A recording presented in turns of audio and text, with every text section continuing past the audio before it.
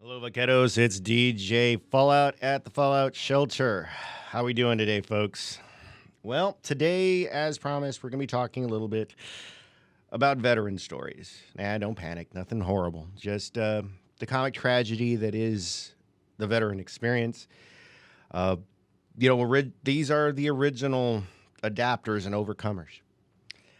We talk little bit about on this show about adapting and overcoming and finding ways to make it through the time that we have.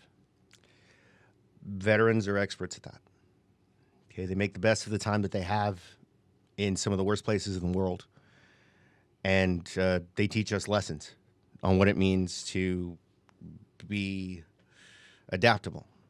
Okay, to be observant, but they also come back scarred. So we're going to be talking a little bit today about all of that. It's an important topic to me because I am a veteran. I'm a veteran of the first Gulf War. And although I don't, run around wearing a veteran hat or anything like that, I am a veteran. You might not be able to tell from first glance or the way I talk or anything like that. We all have stories. And today, we're going to talk a little bit about some of those stories. I know I've got my fair share. And the reason why I said it's a comic tragedy is because that's what it is. Have you ever seen any military movies? Okay. For example, like Three Kings, or there's a few others out there that actually capture kind of the sensibility of what it is to be a military member, to be in combat. Sometimes you have to laugh because if you don't, you're going to cry. And other times it's, hurry up and wait. There's a lot of different aspects to military membership, and a lot of it ends here at college because many of us, join so we can pay for college. That's kind of the carrot, right, that they put out there for us to go ahead and try. So with the promise of college, some of us join up, and some of us see things that defy description. I'll be telling a little bit of those stories today. That's a little bit of what this show is about today. It's about the military experience, one person's military experience. That's mine. And some of the things that I saw and did along the way. So now I did make a mistake in broadcast today, so I do apologize. So you guys are going to get to hear my first song again since I was the only one listening to it. Here's Nico Vega. Welcome back, Vaqueros, to Vaquero Radio. This is DJ Fallout on the Fallout Shelter. Okay, so we were talking a little bit about veteran stories. I got a few. Well, okay, so I'll tell you guys one. One of the duties of being in the military, as especially in the Navy, as an enlisted person, is guarding the ship. You go, all around the world. You stop at lots of different ports around the world. So physical security of your home is really, really important to the U.S. government. So what does that mean? Well, that means you end up on watch. More often than not, watching the ship. That's exactly what it sounds like. If you're watching, you're watching. You're standing there making sure nothing happens. Part of that is a custom. Okay, there's a custom when you board a Navy ship that you have to turn towards the back of the ship where the flag is and salute and say, request permission to come aboard. Every military member has to do that and knows to do that when they get on board a Navy ship. We have to, whether in civilian clothes, whether in full military garb, it doesn't matter. Okay, this is how you get on board the ship. And there is a person. This person is called the officer of the deck, and this person allows you to come aboard. So it's a little formal conversation happens when you get there. You get to the ship, you turn towards the back, what we call a fantail. You salute, you say, request permission to come aboard. The officer of the deck will see that and will say, permission granted, and he'll salute you back. And you get on board the ship, and that's how you come on and off. And you do this going both ways. Okay, well, actually, you only do it coming aboard. You can leave. So anytime we pull in, okay, you got a ship, you got people guarding it, and then you got people that leave. Okay, you go on leave, you go have a great old time out in town, and that's exactly what we did. And then we would come back. There's still an officer at the deck to get you on board, though. So one day it was my turn to do it, and I had this buddy. He was in the same stateroom as me, Chip, and it was his birthday. So he went out to celebrate with our friends, and I got stuck on the ship, and I wasn't really too happy about it. But then him and just him comes back about 3 o'clock in the morning. I see a taxi pull up to in front of the ship, and then I see Chip jump out of the taxi and then run. Now, he's running, right, up the gangway of the ship. Now, what I haven't told you is he's in his underwear. He doesn't have clothes, okay? And he's running to the top of the ship. He's running to the ship so he can go and come on board. And he gets there. Behind him is the angry taxi driver because he didn't pay him. And so he's standing there without his wallet, without anything, just drunk as a skunk, trying to figure out how to get on board the ship. So he puts his hand to his head in a salute, and you can see him kind of thinking about it. And then this is what he says. I'm not making this up. Instead of request permission to come aboard, it's request permission to cross your patio, daddy-o. I'm not making that up. That's exactly what I said. I just looked at him and I said, good enough, get inside. And then I kind of pushed him into the ship. And then I had to kind of fend off an angry taxi driver who wasn't paid. Now, granted, we actually had a box on the ship right next to me at the time for just this situation. And it was like, some money. And so we could pay off, right, the offended taxi driver if this happened. Apparently this happened more than once, or at least the non-paying of the taxi part. I don't know about the jumping out of the taxi with the underwear part. But it was certainly one of the more humorous and tragic stories. And I'll tell you why it was tragic. Because after Chip got back, he was, it was his birthday, so he was celebrating.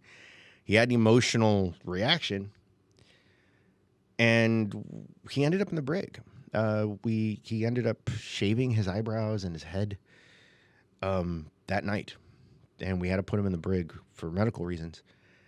He was okay, but surely he had some unresolved issues. Not the first time Chip did something weird like that. He was my friend for a few years. But, yeah, this is kind of how veterans, in some ways, learn to act out their problems, learn to kind of work through them, through the ridiculousness of it all. And, like I said, it's this comic tragedy that a lot of us have gone through. And that's one of them. So that's the story of Chip getting on the ship, request permission to cross your patio, daddy-o. I'll be telling a few more along the way. Here's Blacklight. All right, welcome back to the show, Vaqueros. This is GJ Fallout, and you're listening to the Fallout Shelter. So, yeah, that was the story of Chip and him trying to get bunk on the ship. So, as a veteran, one of the things that kind of I take issue with, we'll say, is the fact when somebody finds out, it becomes this kind of walking narrative of thank you for your service and this and that. Every veteran's experience is different. There's those folks that are on the tip of the spear, okay, that enjoy being there every moment of every day because they live for the moment. These folks I've worked with some, I've met a few. They're peaceful warriors. They're a strange lot. But this is how they get through their day. They do some of the hardest work imaginable against some of the toughest enemies in the world. And time and again, they face it with courage. They face it, with a set chin. And they do what we ask them to do. Time and time again. Now, they don't fear, right, what we fear. They fear a life of inaction. They fear not making a difference. Some of these men and women that guard our country every day are some of the most amazing people I've ever met. They inspire. Sometimes they terrify. So when you see a veteran, try to avoid that rigmarole of thank you for your service, blah blah blah.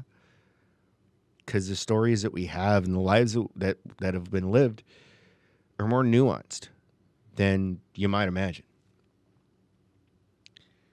So, just keep that in mind. When you talk to a veteran, if they open up to you, listen. You'll learn a lot. You'll learn a lot about the person. You'll learn a lot about our government. You might even learn something about the world that we live in. So that's all I ask. If you know a veteran, just tell them, hey, you're a vet. Thanks. That's it. That's all they need to hear. Not thank you for your service. Don't bend the knee. We don't care. We just want to know that you know that they're out there. That's it. Here's some Blue Oyster Cult. All right, folks, welcome back to the program. That was Chevelle with Send the Plane Below. And before that, that was Don't Fear the Reaper. Both of those songs are dedicated to our combat veterans. Now, there's another group that we might know in our neighborhoods, in our communities, that chooses not to take part, that chooses not to volunteer. These folks, these privileged few, have people or groups that protect them, that keep them out of harm's way.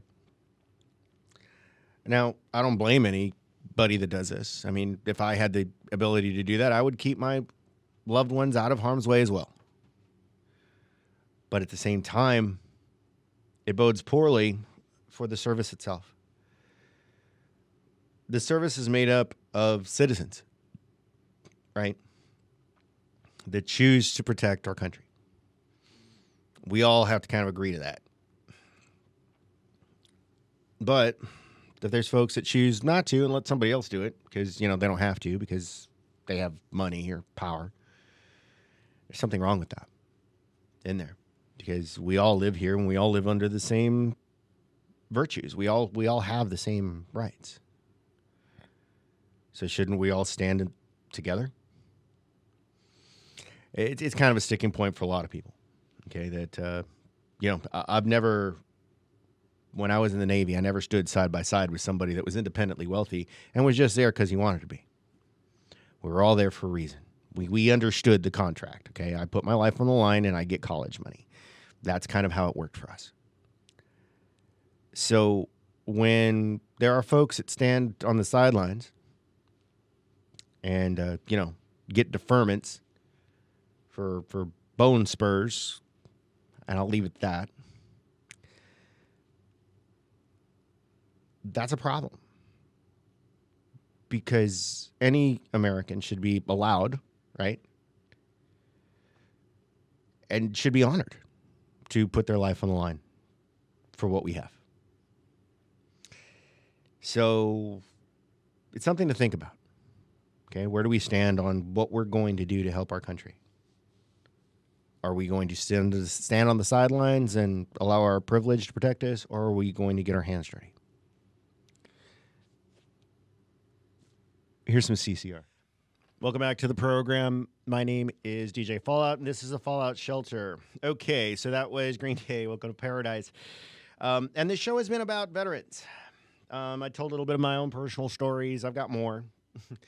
But, what I've noticed when I was kind of put together this show is there's a few songs about veteran stuff, but there's a whole lot that touches that nerve.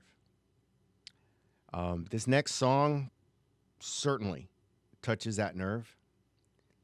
If you listen to it, honestly, I had to listen to this song about 4 or 5 times because I kept getting sand in my eyes, if you know what I mean. I'm going to let this song play and without comment. But here's Rise Against. Welcome back, Vaqueros. My name's DJ Fallout, and this is a Fallout Shelter. And that was Hero of War by Rise Against.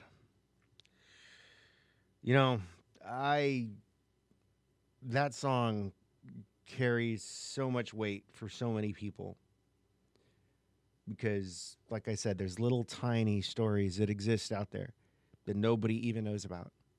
that happened to people, and they carry it with them for their whole lives.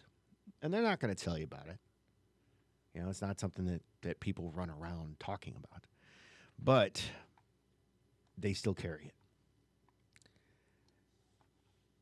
So like I mentioned before, if you know a veteran, just try to understand them. That's all they really want, is a little bit of understanding. And we've all got it, that chip on our shoulder. Try to ignore it. It's not on you. All right. We did it because we love our country. We love our countrymen. Just keep that in mind. Okay, we're human too, right? So I hope you all enjoyed this program. Some effort went into these stories that exist only in one person's mind, at least, and the people that were involved. And all veterans carry this stuff with them. It's all there. And for the picking. So do one choose to.